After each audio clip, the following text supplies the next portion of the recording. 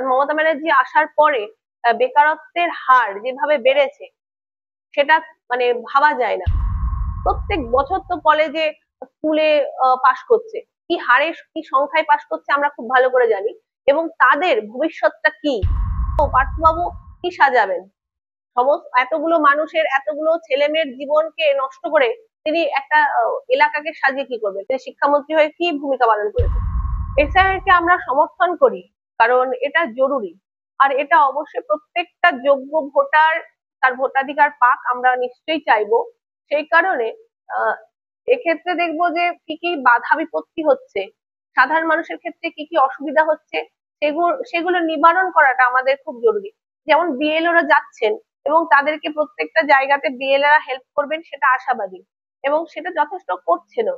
কিন্তু যেটা হচ্ছে ইন্টারনেটের ক্ষেত্রে অনলাইন যেটা অ্যাপ্লিকেশন, সেটার আর সেটা আগে এইটাতে যদি কোনো সমস্যা হয় তবে অনলাইনে তারা যদি অ্যাপ্লাই করেন ভালো কথা।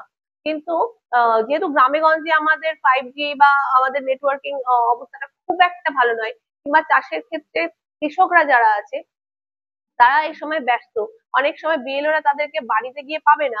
সেক্ষেত্রে কিছুটা বাড়িয়েছে, ঠিক আছে, এটা বাড়ানো উচিত। তবে আমাদের দেশে খুব তাড়াতাড়ি এই মানে প্রসেসটা কমপ্লিট হবে।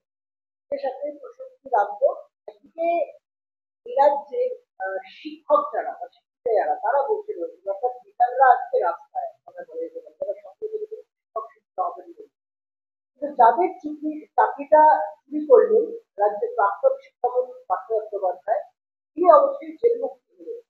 নিয়োগ দুর্নীতি সংক্রান্ত ইডি সব মামলায় আগে জামিন পেয়েছিলেন পার্থ চট্টোপাধ্যায়, আজকে তিনি হাসপাতাল থেকে ছাড়া পেলেন এবং আবার বেহালাকে নতুন ভাবে সাজাবেন, সেখানকার এলাকাবাসীরা দাবি বলবেন।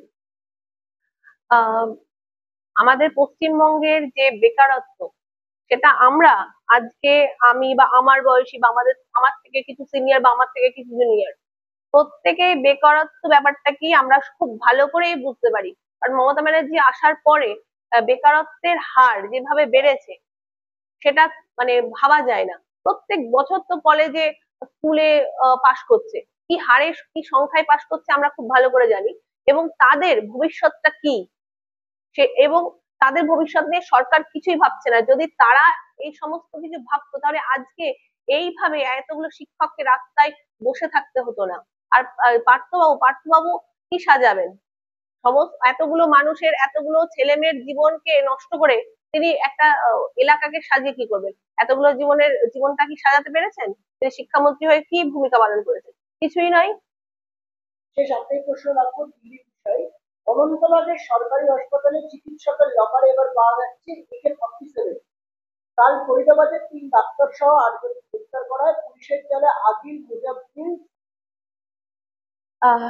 আর দেশের সুরক্ষা কতটা অবহেলিত, দিল্লির মতো জায়গায় যদি এইটা হয় তাহলে আমাদের গোটা দেশে কি অবস্থা হতে পারে এবং কিভাবে মানুষেরা থাকবে, সেটা একটা বড় প্রশ্ন। এবং দেশে এই আমাদের কেন্দ্রীয় যারা আছে, কেন্দ্রীয় মন্ত্রী আছেন, প্রধানমন্ত্রী আছেন, এনাদের ভূমিকা পাওয়া যাচ্ছে। কেন এইভাবে এই জিনিসগুলো হবে এবং এই মানুষগুলো এইভাবে যে অস্ত্রগুলো যোগাযোগের মানে এদের যে যোগাযোগ সেটা পাওয়া যাচ্ছে, সেটা দেশের সুরক্ষার দিকে সত্যি ভয়ানক। এবং এর জন্য আমরা কেন্দ্রীয় সরকার, এনআইএ, এদের ভূমিকাটা কিন্তু সব থেকে প্রথমে, যদি এই সমস্ত ক্ষেত্রে খামতি দেখা যায় তাহলে তো দেশের মানুষের সত্যি একটা আতঙ্কের বিষয়। এবং সকলকেই সাবধানে থাকতে হবে, সুরক্ষিত ভাবে থাকতে হবে। এই যে চিকিৎসকের পরিচয় দিয়ে যারা ঢুকছে এবারে চালানোর জন্য, এবার সরাসরি পুলিশ সূত্রে খবর পাওয়া যাচ্ছে 3 জনই নাকি কুলাবার বাসিন্দা এবং তারপরে তারা গোটা ঘটনা প্রক্রিয়াটাকে চালালেন। অনন্তনাগ সেখান থেকে গাড়িও তোলা হলো নন্দুরবা থেকে, তারপর হচ্ছে সেখান থেকে দিল্লিতে পৌঁছে যাওয়া পুরো বিষয়টা। আপনি বলেন যে একটা দিল্লি একটা আমাদের মানে আমাদের দেশের প্রধান জায়গা, একটা মেইন জায়গা, সেখানে এই ধরনের ঘটে বেরিয়ে যাচ্ছে, আপনারা এটা আশা করা যায়? এটা থেকে কারা কারা যুক্ত, এদের সাথে যোগসূত্র কোন কোন উচ্চাধিকারীর আছে, সেইটা অবশ্যই বার করতে হবে। সেইটা না বার করলে এটা দিল্লির মতো জায়গা একটা ছোট্ট গ্রাম নয় সেখানে এটা নর্মাল ব্যাপারে কেউ একজন এইভাবে এইসব করে বেরিয়ে যাবে। নিশ্চয়ই উচ্চ পদস্থ বা এমন কেউ আছে এগুলোর পেছনে যে কারণে এটা করা সম্ভব হচ্ছে। দিল্লির পরে আমরা দেখতে পাচ্ছি শহর কলকাতাকে নিয়েও দুশ্চিন্তা অনেক। আর গতকাল রাত থেকে আজকে পর্যন্ত একেবারে শহর জুড়ে হারিয়ানার হাওড়া স্টেশন, শিয়ালদা স্টেশন, মধ্যরাতে বিভিন্ন দূরপাল্লার গাড়িতে একেবারে অভিযান চলছে। দিল্লি থেকে কলকাতার দূরত্ব বেশি নেই, কিন্তু জমি তো আরো ক্রমশ স্পষ্ট জাতীয় নিরাপত্তা প্রদেশের ভূমিকা পালন করে।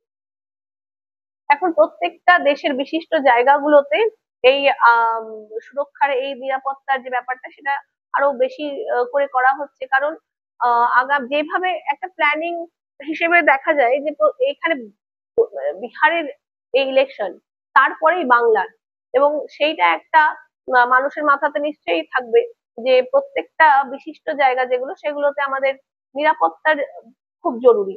সেই কারণে এখানে যে যোগসূত্র সেটা এখন কতটা স্পষ্ট সেটা তো আমাদের জানাবে না, কিন্তু এই যে সুরক্ষার এই চেকিংটা এটা নিশ্চয়ই অবশ্যই দরকার আছে।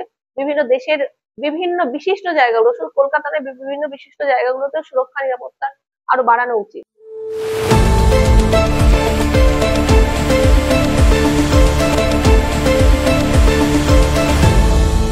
আপনারা দেখছেন এই বেলা বাংলা, শিরোনামে সবার আগে।